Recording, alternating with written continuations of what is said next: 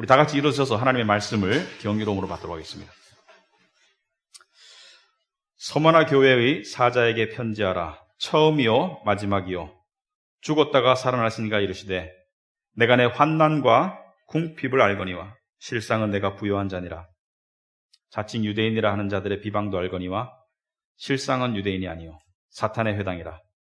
너는 장차 받을 고난을 두려워하지 말라. 볼지어다 마귀가 장차 너희 가운데에서 몇 사람을 옥에 던져 시험을 받게 하리니 너희가 10일 동안 환난을 받으리라. 내가 죽도록 충성하라. 그리하면 내가 생명의 관을 내게 주리라. 귀 있는 자는 성령이 교회들에게 하시는 말씀을 들을지어다. 이기는 자는 둘째 사망의 해를 받지 아니하리라. 아멘. 우리 앉으시기 바랍니다. 우리 하나님께 말씀을 위해서 기도하겠습니다. 하나님 아버지, 오늘도 저희들을 이 말씀 앞에 불러주신 은혜에 감사합니다. 말씀에 능력이 있습니다. 말씀에 힘이 있습니다. 말씀에 평강이 있습니다.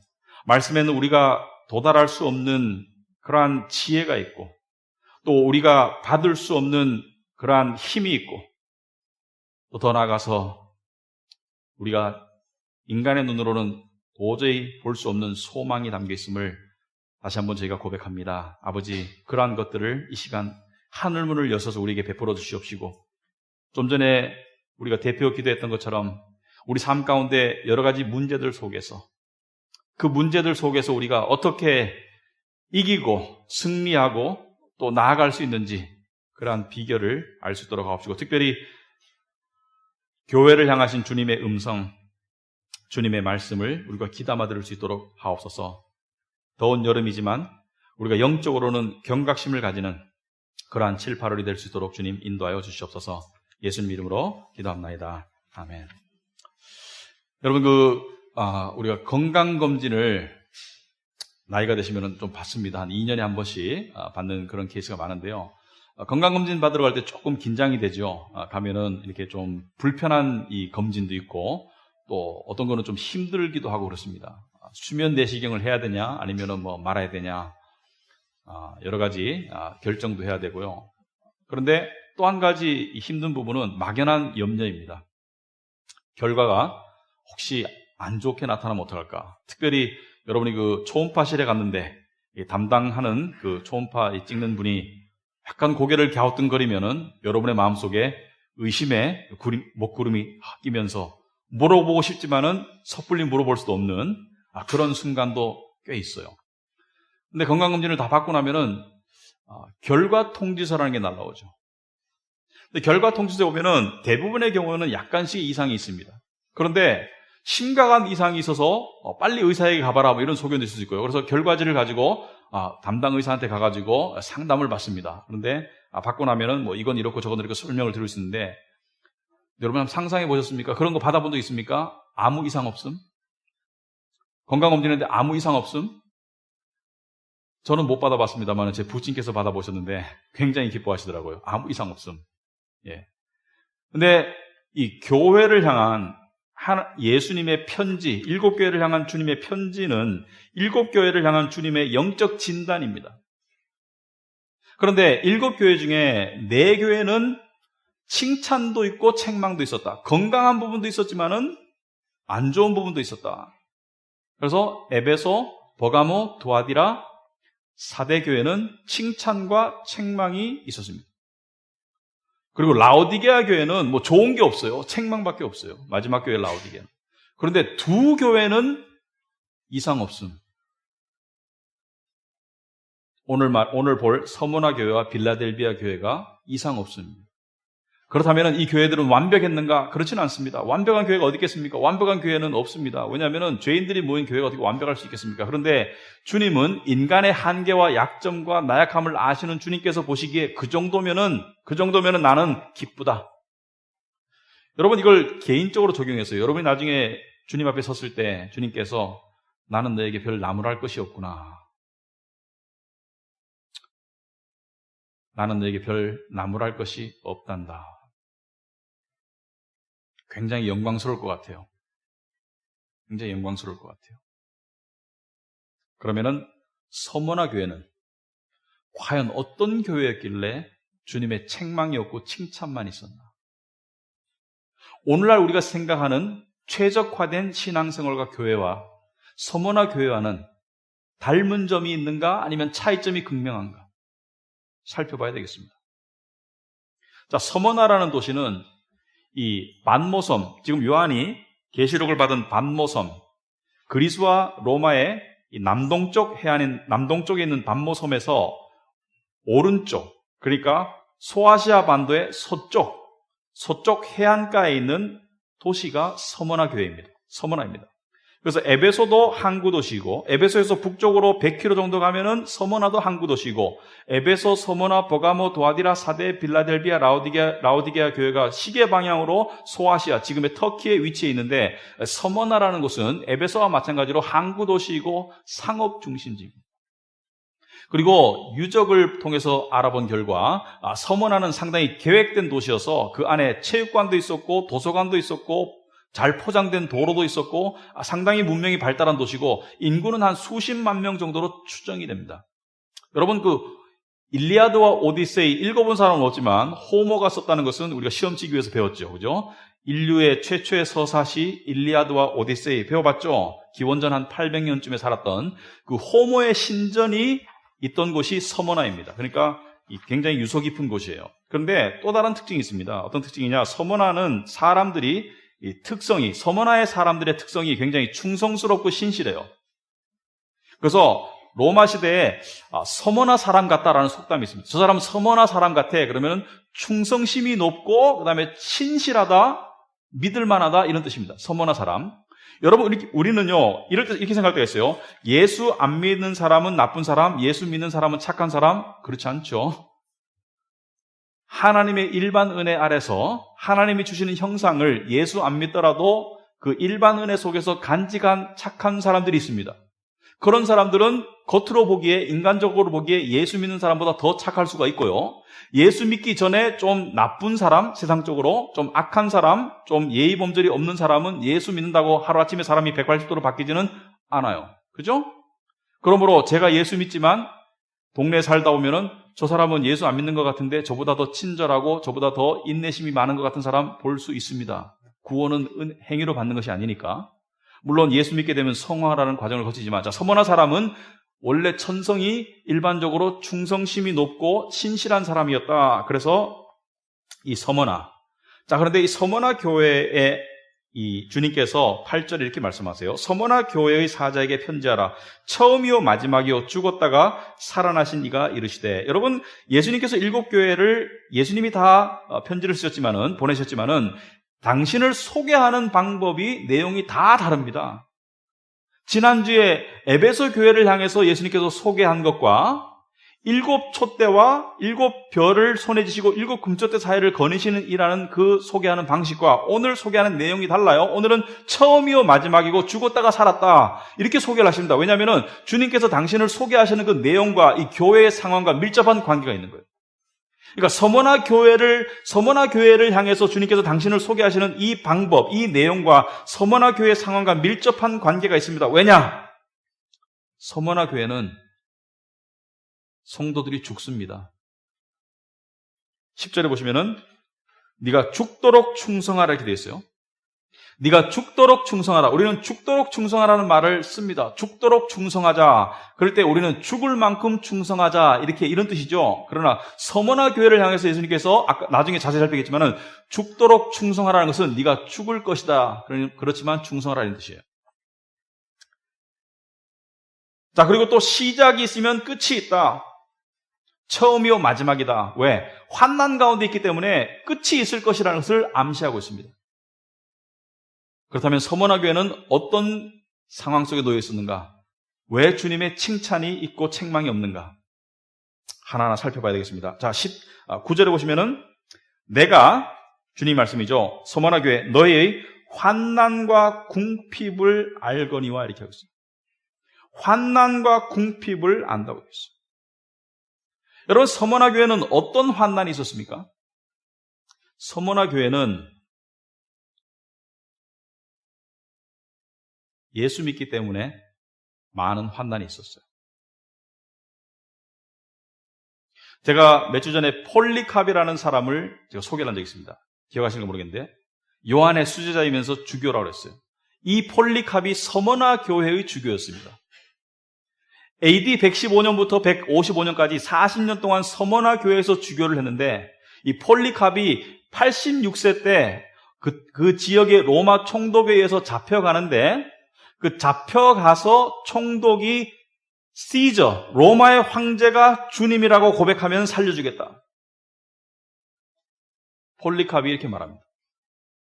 내가 86년 동안 사는 동안에 주님이 나에게 아무런 해를 끼치지 않으셨는데 내가 어떻게 주님의 이름을, 나의 왕이요 나의 구주이신 주님의 이름을 욕되게 하리요? 총독이 말합니다. 지금 여기 맹수가 있는데 내가 너를 맹수에게 당장 보내서 찢겨 죽일 수도 있고 지금 여기 화형대가 있는데 내가 너를 불태워 죽일 수도 있다.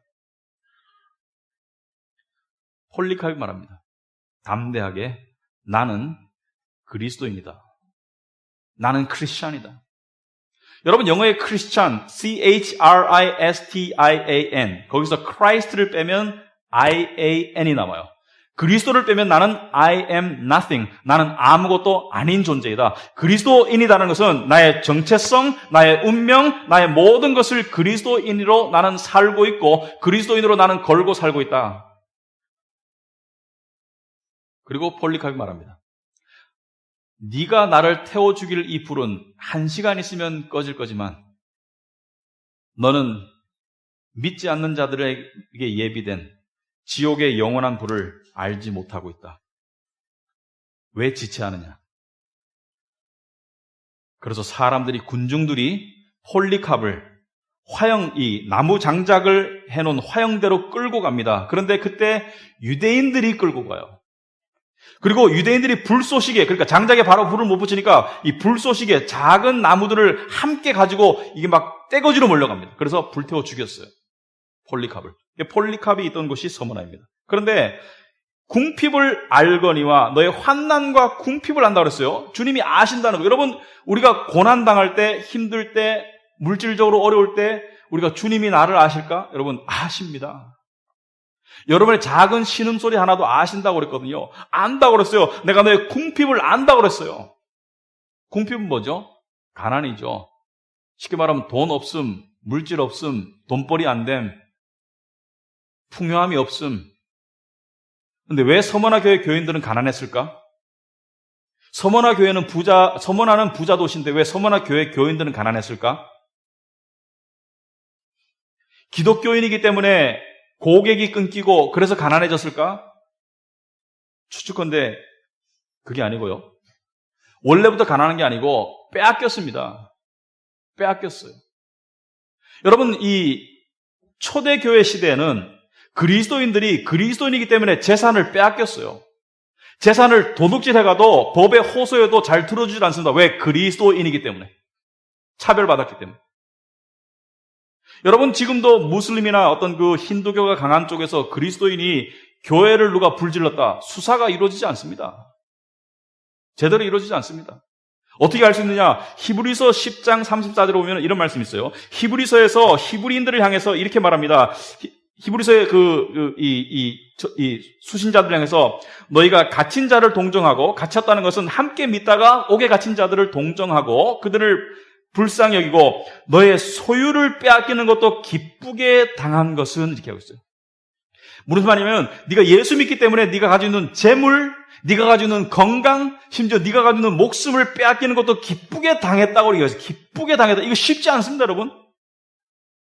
여러분 살다가 조금 손해를 보면은, 조금 사기당하면은, 조금 피해를 보면은 여러분 우리가 얼마나 불쾌해집니까? 얼마나 분개해야 합니까? 근데 어떻게 기쁘게 당할 수 있었을까? 살다 손해봤어요. 사기당했어요. 어떻게 기쁘게 당할 수 있을까? 왜? 왜냐하면 이들의 믿음은 특징이 있었어요. 이들의 믿음은 어떤 믿음의 특징이 있었느냐? 이들은 더 낮고 영구한 소유가 있는 줄 알았기 때문에. 그러니까 그것을, 소유를 빼앗기면서 그냥 허허 웃을 수 있는 사람은 정신병자밖에 없습니다. 그런데 이들이 기쁘게 당할 수 있는 것은 더 낮고 영구한 소유를 바라봤기 때문에, 바로 천국을 바라보았기 때문에. 이 점이 예수님께서 서머나 교회를 칭찬하시는 점입니다. 인간적으로 봐서는 가난하고 소수의 성도들이 모인 교회입니다. 소위 요즘 말로 말하면은 자기 건물도 없고 예산도 적고 그냥 세상적으로 봐서 신분적으로 봐서 그렇게 잘 나가는 사람도 없고 그냥 별 볼 일 없는, 세상적으로 별 볼 일 없는 사람들이 모인 그런 교회예요.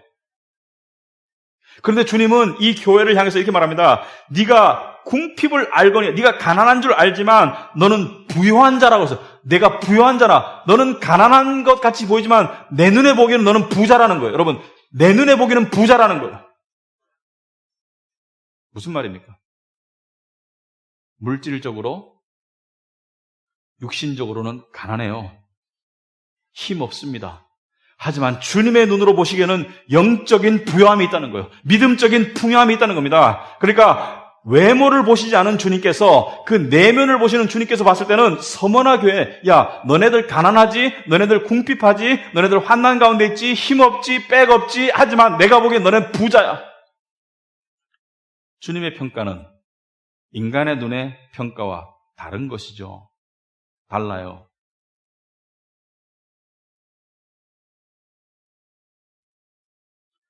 여러분, 교회가 가난한 거 꼭 나쁜 거 아닙니다. 교회가 자기 건물 없는 거 꼭 나쁜 거 아니에요. 자기 건물 없고 가난하다고 다 믿음 좋은 거 아닙니다. 하지만 하나님께서 어떤 교회는 가난하게 냅두어 둘 수 있습니다. 어떤 교회는 힘없게 내버려 둘 수 있습니다. 왜?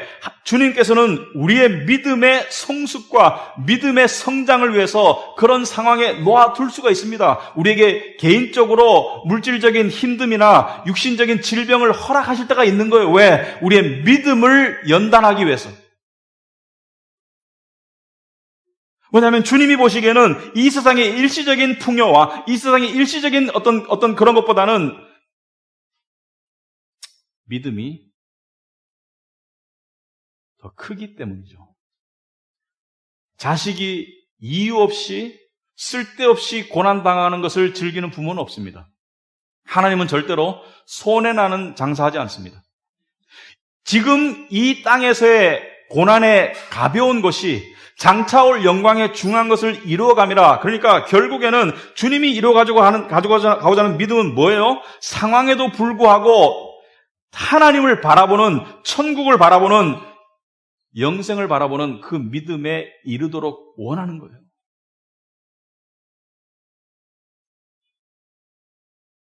일곱 교회 중에 완전히 반대되는 교회가 있습니다. 세상적으로 부자인 교회, 세상적으로 잘 나가는 교회. 물론 부자라고 해가지고 다 나쁜 사람 아닙니다. 부자 교회라고 해가지고 다 나쁜 교회 아닙니다.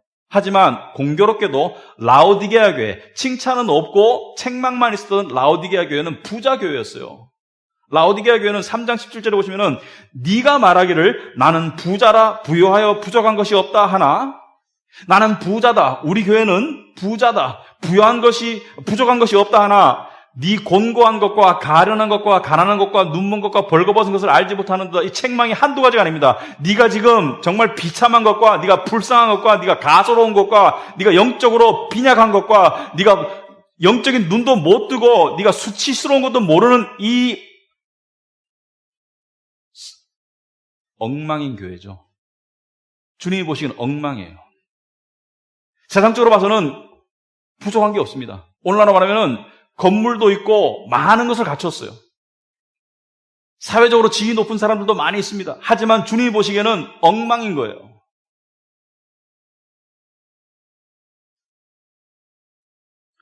여러분, 저는 두 가지 오류가 있다고 생각합니다.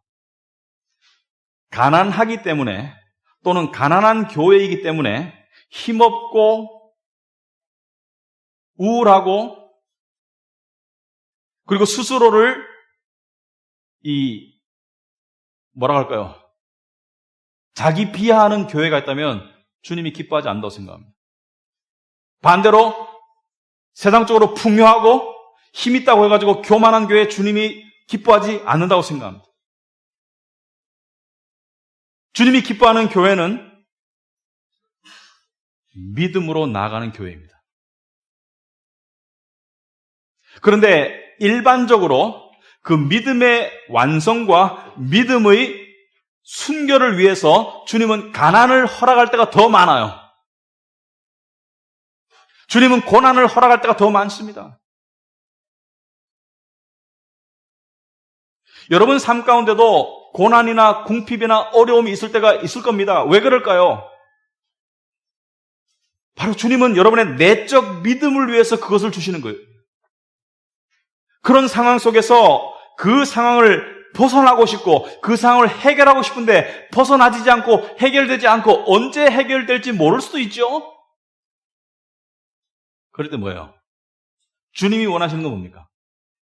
더 나은 세상을 자꾸 바라봐라. 더 나은 세상을 자꾸 바라봐라. 그리고 이들은 환난과 궁핍 가운데 있었는데 그 환난의 원인이 뭐냐? 자칭 유대인이라 하는 자들의 비방도 알거니와 자칭 유대인이라는 자들이 이 서머나 교회 교인들을 비웃었어요. 그리고 심지어 이들을 핍박했고 그 다음에 보면 실상은 유대인이 아니고 사탄의 회당이다. 그러니까 실상은 유대인이 아니고 사탄의 회당이다. 사탄의 조물아기들이다. 여러 가지 의미가 있습니다. 여러분 사탄이 마귀가 교회나 교인들을 괴롭힐 때 물론 영적으로 직접 괴롭힐 수도 있습니다만은 거짓 선생, 핍박 또는 거짓 가르침 누구를 통해서 옵니까? 바로 사람을 통해서 오지 않습니까? 사람을 통해서 사탄의 하수인들을 통해서 하나님의 백성들을 괴롭히지 않습니까? 마찬가지로 유대인들은 사탄에게 쓰임받았다는 거예요. 사탄에게 쓰임받아서 서머나 교회를 괴롭힌 것입니다. 그런데 유대인들은 왜 서머나 교회를 이렇게 괴롭혔나? 이게 정말 헷갈리는 부분입니다. 겉으로 보이긴 유대인인데 왜 이렇게 기독교인들을 미워했나? 여러분 세상 사람들이 봤을 때는 유대인이나 기독교인이나 거의 비슷한 것 같아요. 특히 이 시대에는. 왜냐하면 같은 성경을 봤거든요. 이때는 신약 성경이 쓰여지지 않았습니다. 신약 성경이 쓰여지고 있었지 신약 성경이 쓰여지지 않았어요. 물론 교회를 향해서 성령의 역사를 통해서 예수님의 사도들과 또 예수님의 사람들을 통해서 성령의 감동 감화로 이 예언의 말씀과 하나님의 음성이 주어졌지만 성경책은 유대인이나 기독교인이나 한 권을 봤습니다. 구약 성경 하나. 그리고 일주일에 한 번씩 모인 것도 똑같아요. 그리고 하나님을 예배하는 것도 똑같습니다. 그런데 왜 유대인들은 기독교인들을 이렇게 미워해서 폴리캅을 죽였을 때 유대인들이 앞장섰거든요. 왜 죽였나? 왜냐하면 이것 때문입니다. 바로 종교인들은 종교심을 가진 사람들은 복음의 사람들을 증오할 수밖에 없습니다. 왜냐하면 종교인들은 이거예요. 유대교인이나 바리새인이나 종교인들은 나의 열심을 통해서 하나님의 인정을 받고 나중에 천국 갈 거야. 나는 지금 내가 열심으로 주를 섬기고 열심으로 하나님을 예배하고 열심으로 이 육신의 힘든 것 참고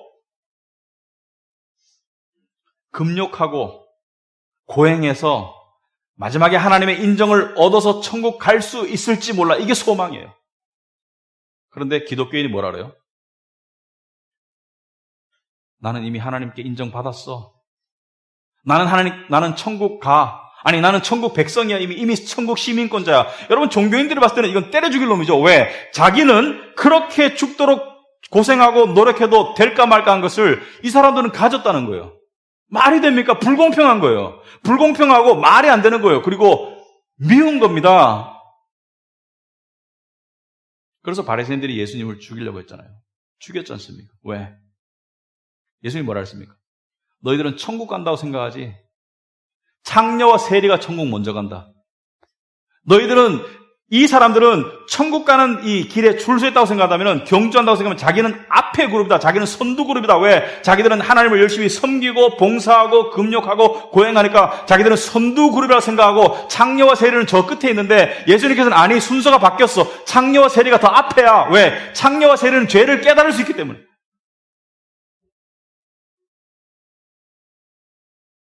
나는 종교인들을 부르러 온 게 아니야. 나는 죄인을 부르러 왔어. 그리고 예수님은요, 두리뭉실하지 않으십니다. 예수님은 진리에 물타지 않아요. 예수님은 이 상황에서는 어떻게 말해야 될까? 이 상황에서는 어떻게 말해야 될까? 눈치 보지 않습니다. 그래서 예수님이 이 땅에 오셔서 지금 교회 한다면 어떻게 될지 참 궁금합니다. 누가 그 교회 다닐지.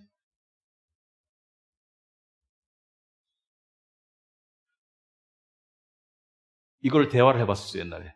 신학교 다니는 사람들하고. 예수님이 오셔서 교회를 한다면 그 교회는 절대로 큰 교회가 될 수가 없습니다. 그렇다고 작은 교회를 정당화하기 위함이 아니라 예수님은 인기가 없었습니다. 대중들에게.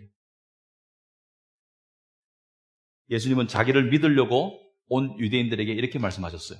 요한복음 8장에서 진리를 알아라. 진리를 알면 진리가 너희를 자유롭게 할 것이다. 이 사람들이 듣고 기분 나쁩니다. 왜? 우리는 종이 아니고 우리는 아브라함의 자손인데 뭔 소리를 하십니까? 예수님 말씀하세요. 너희는 사탄 마귀의 자식들이다. 아니 자기의 설교를 들어왔는데 어느 설교자가 너희는 사탄 마귀의 자식들이라고 말하겠습니까? 요한복음 8장 44절에 너희는 너희 아비 마귀에게서 났으니 너희 아비의 욕심대로 너희도 행하고자 하느니라. 그는 처음부터 살인한 자요 진리가 그 속에 없으므로 진리가 서지 못하고 거짓을 말할 때마다 제 것으로 말하나니 이는 그가 거짓말쟁이요 거짓의 아비가 되었음이라. 사탄 마귀는 거짓말쟁이고 너희는 마귀에게서 났으니 너희 아버지가 마귀다. 너희 아버지가 마귀다. 이건 뭐예요? 너도 마귀 새끼라는 거예요. 너도 마귀 새끼고 너도 거짓말하는 자들이라는 거예요.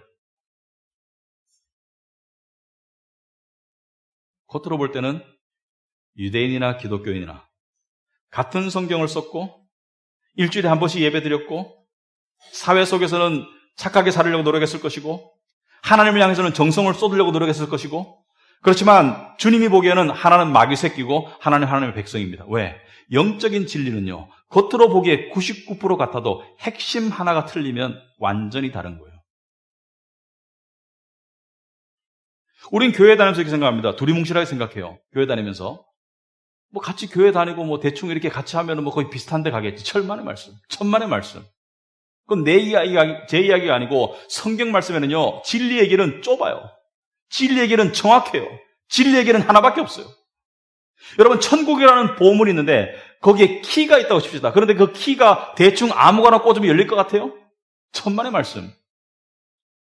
진리만 열릴 수 있는, 진리의 키만 열릴 수 있는 게 천국입니다. 좁은 거예요. 대충 아무렇게나 그냥 모태신앙이고 그냥 교회 다니고 하면 구원받는 게 아닙니다. 종교의 삶, 율법의 삶과 복음의 삶은 겉으로 비슷해 보여요. 같이 교회 다니고 같이 열심히 되고 같이 착하게 살려고 하는데 그러나 주님이 보시기에는 하나는 흙이고 하나는 백입니다. 하나는 동쪽이고 하나는 서쪽이에요. 하나는 하늘이고 하나는 땅입니다. 완전히 반대 방향이에요. 그걸 아는 사람은 진리를 깨우친 사람만이 알 수 있습니다. 왜? 다이아몬드가 두 개 있습니다. 하나는 가짜고 하나는 진짜예요. 근데 가짜가 너무나 진짜 같아서 이 가짜가 진짜라고 생각하는 사람이 너무 많아. 근데 진짜가 진짜인 줄 깨달은 사람은 이게 가짜인 줄 알지만 가짜가 진짜인 줄 아는 사람은 진짜도 가짜처럼 보이고 가짜도 진짜처럼 보이게 되어 있습니다. 유대인들은 사탄의 쓰임을 받습니다. 그래서 10절에 보니까 너는 장차 받을 고난을 두려워하지 말라. 여러분, 좀 솔직하게 봅시다. 고난이 그리스도인에게 있습니까? 당연히 있습니까? 서문화 교회, 지금 칭찬받는 교회, 예수님께서 고난을 받을지도 몰라? 또는 고난이 없었으면 좋겠어? 네 삶이 그냥 편안했으면 좋겠어? 이렇게 말씀 안 하시고요. 너는 장차 고난을 받을 것이다. 우리 헷갈리지 맙시다. 우리 진리에 관한하는 헷갈리지 맙시다. 고난을 받을 것이다. 예수 믿는 사람은 고난을 받을 것이다. 예수님께서 사랑하시는 제자들에게 요한복음 16장 33절에 천국 가시기 전에, 십자가 가시기 전에 이렇게 말씀하셨어요. 이것을 너에게 이르는 것은 너희로 내 안에서 평안을 누리게 하려 함이라. 세상에서는 너희가 환난을 당하나 담대하라. 내가 세상을 이기었노라. 여기서 환난을 당할 수 있으나 안 했습니다. 환난을 당할 것이다라고 얘기했습니다. 평안은 약속하셨어요. 환난 가운데 평안은 약속하셨어요. 믿음으로 승리하는 자에게 평안을 줄 것이다 하지만 환난 없는 인생은 약속한 적이 없습니다. 몸만 아프고 평안한 인생은 약속한 적이 없습니다. 예수 믿기 때문에 더 잘 살 것이다. 예수 믿기 때문에 더 편할 것이다. 예수 믿기 때문에 더 건강한 것이다. 약속한 적이 없어요.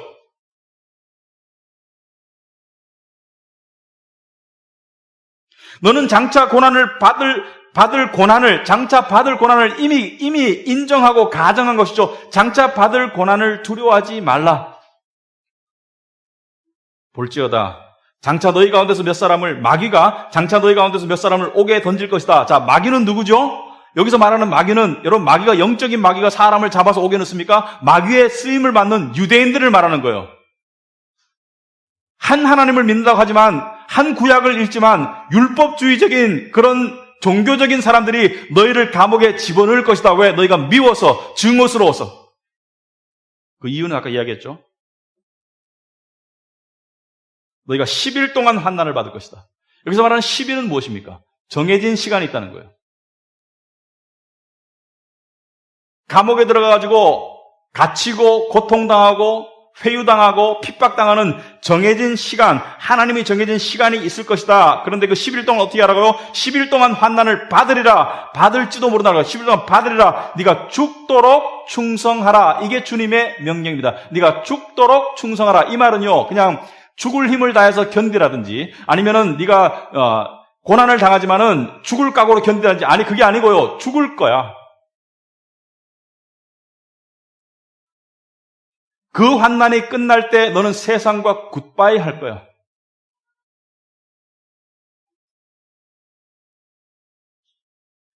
그 충성하라는 뭐예요? 죽을 건데 그 믿음 변치 말거라. 나에게 신실하게 남아있거라. 여러분, 현실을 직시하기 바랍니다. 그들의 피에 흐르던, 그들의 영적 혈관에 흐르던 믿음의 DNA와 우리의 영적 혈관에 흘러야 할 믿음의 DNA는 조금도 다르지 않습니다.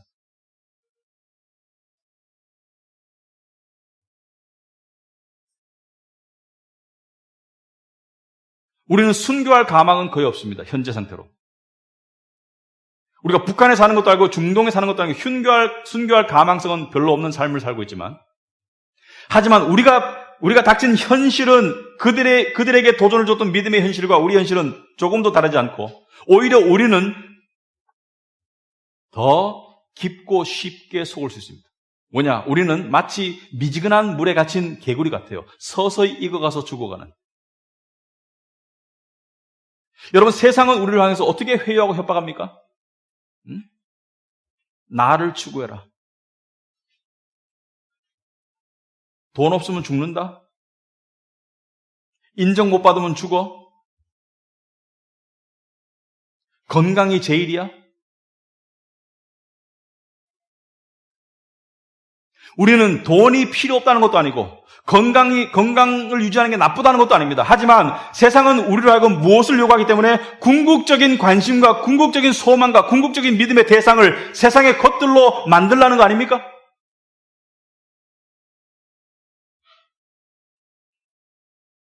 그러면 져요. 그러면 세상에 노예되는 거예요. 그럼 평강 없는 거예요.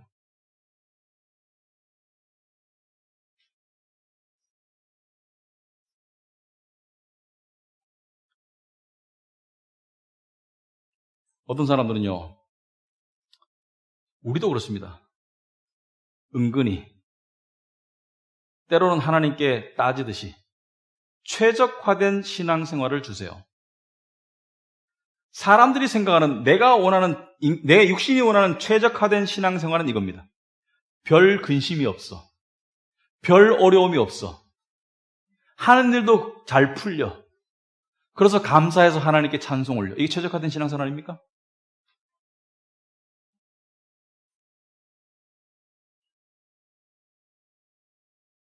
서머나 교회를 향한 예수님의 음성을 보면 그 최적화된 신앙생활은 믿음을 죽이는 길입니다.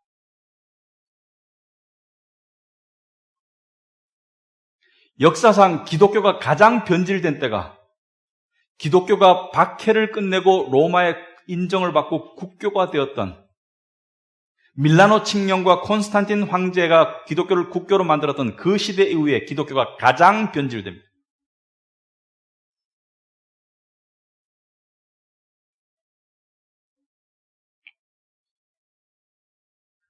네가 죽도록 충성해라. 요한계시록 12장 1절 오시면은 12장 11절 오시면은 우리 형제들이 어린 양의 피와 자기들이 증언하는 말씀으로서 그를 이겼으니 그는 누구예요? 세상과 마귀를 이겼으니 이겼다는 거예요. 이길 수 있는 길이 뭡니까, 여러분? 세상의 유혹과 세상의 협박과 세상의 핍박을 이길 수 있는 길이 뭐죠? 그것은 바로 죽기까지 자기들의 생명을 아끼지 아니한 믿음이에요.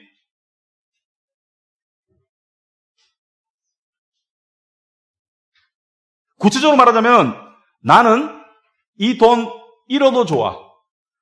나는 이 건강 잃어도 좋아라는 믿음이에요. 물론 안 잃으면 더 좋겠죠.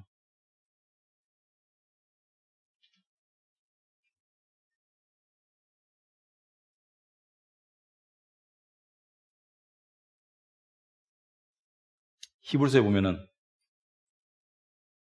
주님의 약속이 있습니다. 히브리서 11장에 보면은 믿음으로 살았던 사람들의 이야기가 기록되어 있어요.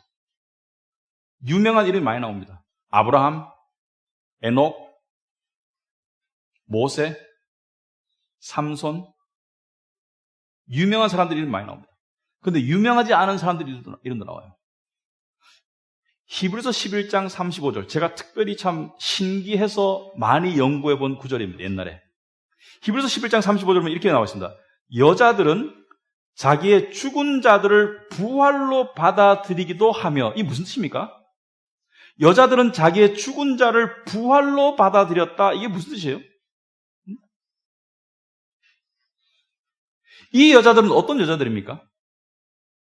이 여자들은 바로 자기의 남편이나 자식들이 믿음 때문에 목숨을 잃은 여자들이에요. 자기의 남편들이나 자식들이 믿음 때문에 목숨을 잃은 여자들이지만 죽은 시신이 돌아왔어. 순교당하고 죽은 시신이 돌아왔지만 그것을 죽음으로 여기지 않고 부활로 받아들였다. 무슨 말입니까? 이들은 지금 이 땅에서는 죽었지만, 이 땅에서는 죽기를 각오하고 믿음으로 죽었지만 지금 영원한 생명 가운데 살아있다는 것을 이야기하는 거예요.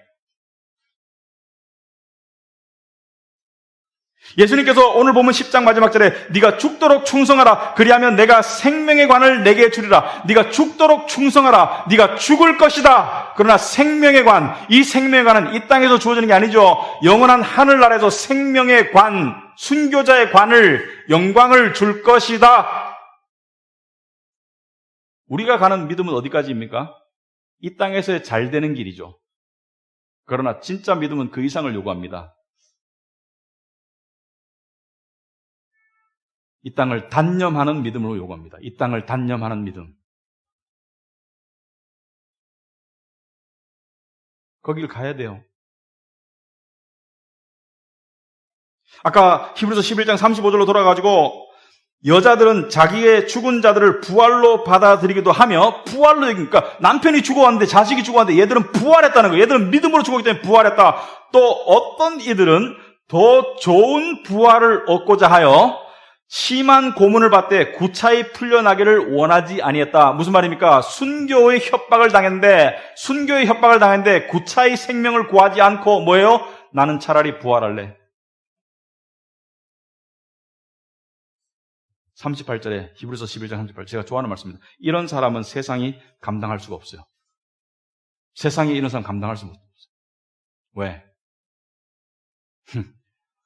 죽음을 두려워하는 믿음을 가진 사람은 세상이 감당할 수가 없습니다. 성경에 보면은 구약 성경이 있습니다.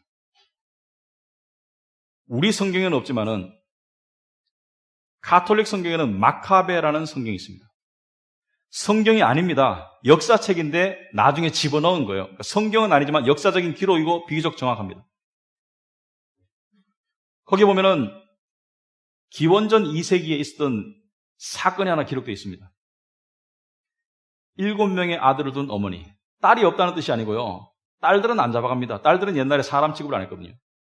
7명의 아들을 둔 어머니의 이야기가 나옵니다.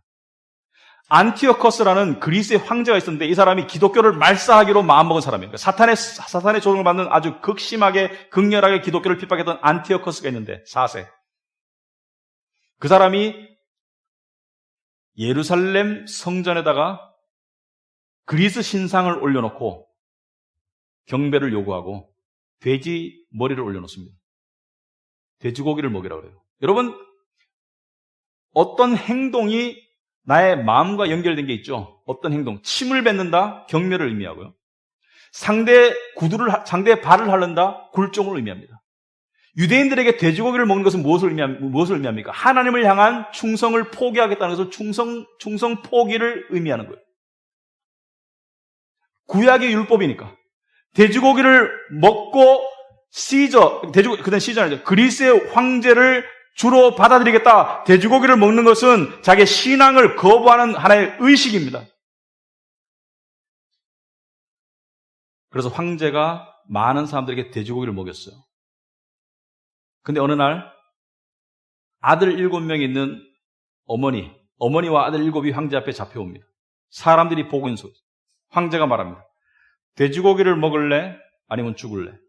돼지고기를 먹을래는 뭐예요? 여호와 하나님을 배신해라. 여호와 하나님을 안 믿는다고 공개적으로 배신해라.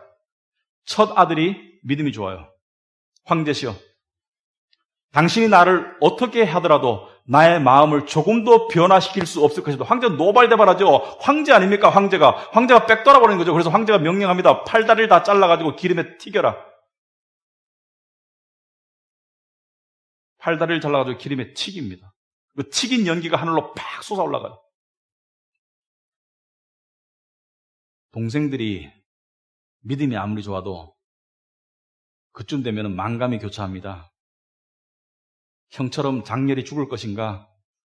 아니면은 목숨을 살릴 것인가?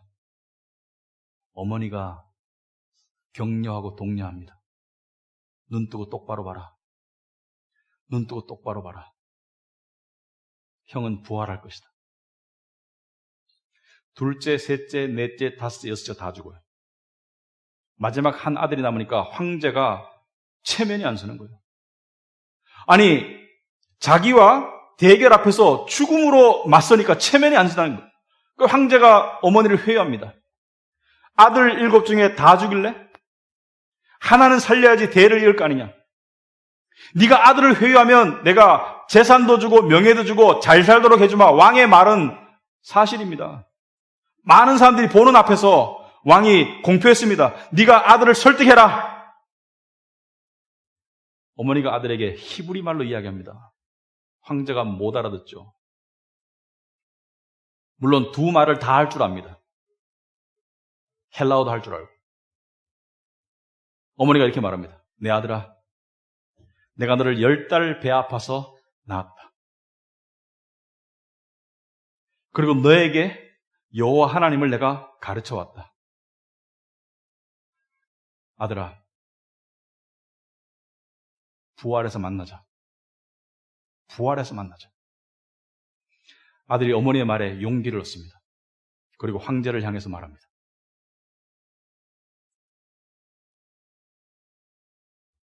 나는 하나님을 향한 시인을 저버리지 않고 형들을 따라갈 것이다. 아들도 죽고 어머니도 죽었습니다. 그걸 이야기하는 거예요.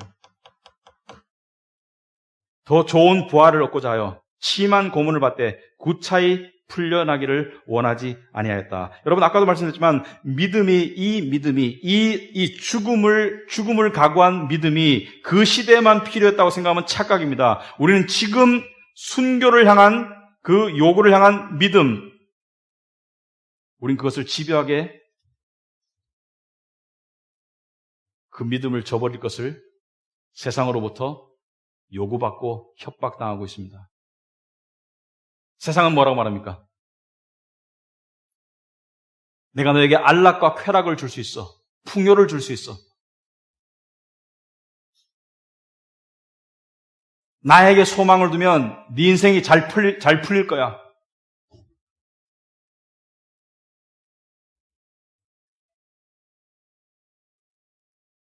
그때나 지금이나 믿음의 요구는 마찬가지입니다. 우리는 두 사이에서 끼어 있을 때가 많아요. 믿음의 이 결단의 삶을 살아갈 것인가, 아니면 세상과 육신의 욕심과 안락과 이 문제를 쫓아갈 것인가?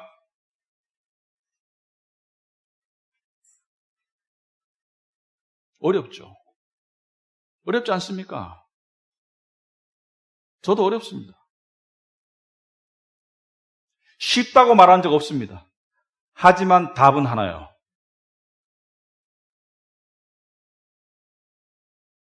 우리가 믿음을 쫓아가면은 양심의 담대함과 평안을 얻을 수 있지만 우리가 세상을 쫓아가면은 양심의 불편함과 불안을 얻게 됩니다.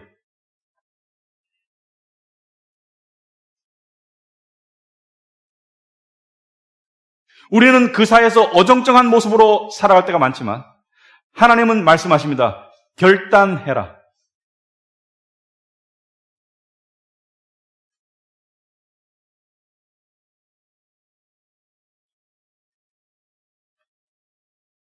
11절에 귀 있는 자는 성령이 교회들에게 하시는 말씀을 들을지어다. 성령이 교회들에게 하시는 말씀을 귀 있는 자는 들을지어다. 다 듣는 게 아니다는 거. 다 듣는 게 아닙니다. 여러분, 진리는 다 순종하는 게 아니에요. 다 순종할 수 있는 진리가 아닙니다.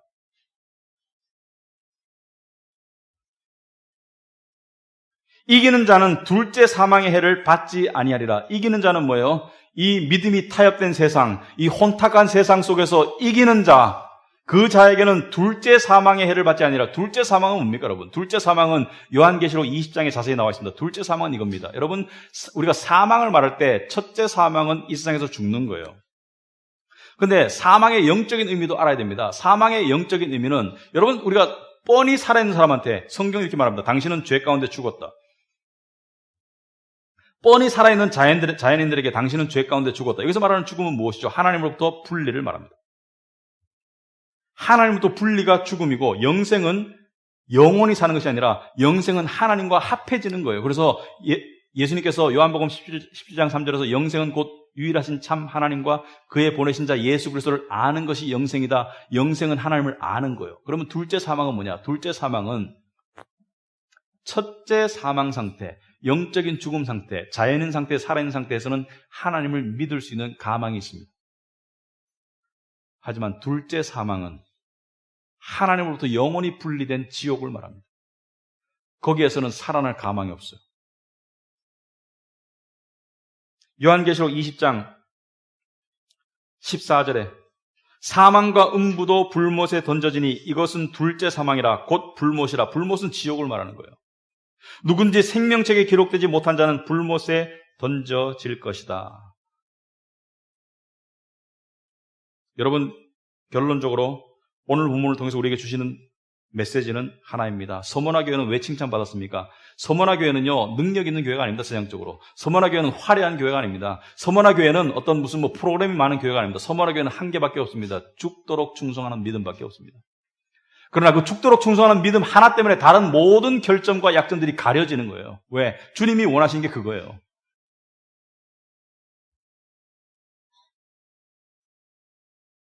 다른 모든 보잘것없고 나약하고 가난하고 어떤 그런 것들이 주님에게는 하나도 문제가 안 돼. 왜? 오히려 라오디게아 교회는 세상적으로 다 갖추고 다 가졌어요. 소위 빵빵한 교회예요. 근데 주님이 보기에는 완전 쭉쟁이에요.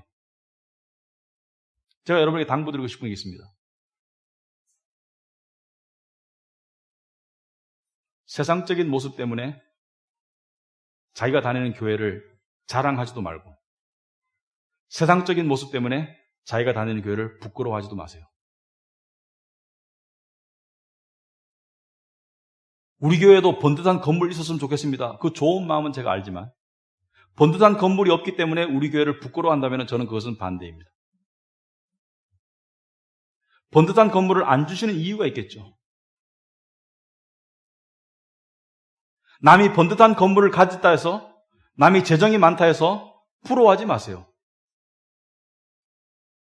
그건 본질이 아닙니다. 본질은 인간의 눈에 보이는 것들과는 차원이 달라요.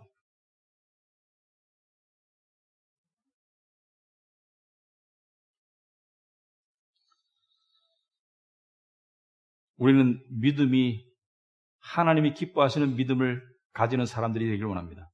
여러분, 우리가 이런 말 하죠. 저 사람 믿음이 좋아. 그런 말 하지 않습니까? 저 사람 믿음이 참 좋아.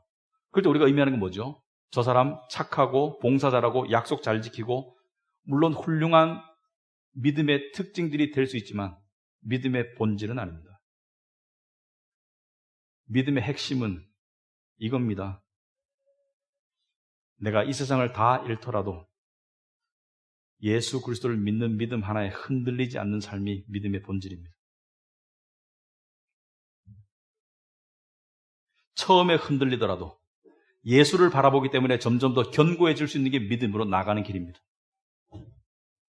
물질의 신호가 왔을 때, 몸의 건강의 신호가 왔을 때 처음에 흔들려요, 인간이니까. 하지만 그 흔들림이 주님을 바라보기 때문에 견고함으로 나아가는 것이 믿음이고, 그 견고함으로 나아가게 하기 위해서 그 고난과 그 환난을 허락하시는 거예요. 세상에 두 종류의 사람이 있죠. 세상을 두려워하는 사람이 있습니다. 세상의 인정, 세상의 가짐, 세상의 성공, 세상의 조건들을 두려워하는 사람도 있어요. 가질까봐, 못 가질까봐 두려워하고 가질까봐 안 달리는 사람이 있어요. 세상을 두려워하는 사람과 하나님을 두려워하는 사람이 있습니다. 세상을 두려워하는 사람은 파멸될 거예요. 세상을 두려워하는 사람은 파멸될 겁니다. 하지만 하나님을 두려워하는 사람, 하나님을 두려워한다는 게 무슨 뜻이죠? 하나님을 죽도록 믿는 사람. 그 사람은 다 잘 될 겁니다. 이 세상이 아니면 다음 세상에서. 우리 다음 세상에서 멋지게 만나는 그런 성도들이 되길 바랍니다. 기도하겠습니다.